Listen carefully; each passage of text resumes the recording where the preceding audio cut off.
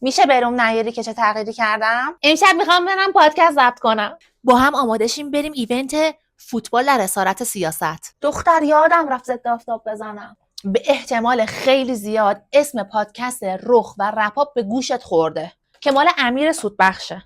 حالا امیر سودبخش کیه؟ یک انسان بسیار فرهیخته و کتابخون که هر تاریخی رو توی پادکستش تعریف میکنه همشو یا سفر کرده یا انواع اقسام کتابای قدیمی و مرجعهای مختلف رو خونده. امشب هم یه ایونتی رو برگزار کرده با موضوع فوتبال در اسارت سیاست. ما هم افتخار اینو داریم که اونجا باشیم و در جوار آقای سودبخش بشینیم و پادکست رو از نزدیک زنده گوش کنیم و شماها هم حتما با خودم میبرم. یعنی بی استعدادترین آدم در ژل ابرو زدن خودمم. هیچی مثل لیفت ابرو آدمو راحت نمیکنه. باید برم ابروامو لیفت کنم. من هر وقت ابروامو لیفت میکنم و یه ماه راحتم. ببین اصلا کف کرد. هر مدل ژل ابرویی هم امتحان میکنم اصلا سفیدک میزنه یا اصلا ابرومو حالت نمیده. نمیدونم واقعا ایراد از منه یا از ژل ابرو. نگاه کن به چه وضعیتی افتاد. اینو اصلا باید با دستمال تمیز کنم. نشد که بشه.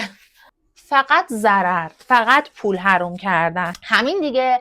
حالا یا توی این ویدیو آخرین ویدیو بهتون نشون میدم یا اگر جا نشه عزیزم دیگه زحمت بکش بیا پارت بعدی. حالا خوبه با اسنپ نمیخوای بیای. نری جایی یا ویدیو تموم نشده. بیا ببین استایلم چطوره. یه دامن خیلی شیک پوشیدم، موهامم که کرلی کردم. چطور شدم هانی؟ ماجرای این کفش قرمزه که خیلی کامنت گذاشتین گفتین خوشگله اینه که مامانم برام خریده. چرا؟ چون توی نوجوانی از این کفشا داشته. گفته من اینو میخرم تو پات کن که میپوشی من یاد اون دوران بیافتم. اینجا هم کوچه دلبره. ایونت آقای سودبخش توی کتابسرای راوی داشت برگزار میشد. کتابسرای راوی باغ فردوس تهرانه. بیا میخوام برات غیبت زن آقای سودبخشو بکنم. دختر نمیدونی این چه زنی بود. انقدر اجتماعی، انقدر ناز و دوست داشتنی بود که ما وقتی وارد ایونت شدیم من فقط دلم میخواست با خانم آقای سودبخش عکس بگیرم. خب غیبت بس آقای سودبخش داره صحبت میکنه. گوش کن. فضای رختکن استادیوم پر از نظامیای مسلح بود و اونا در سایه تفنگ‌ها به زمین رفتن.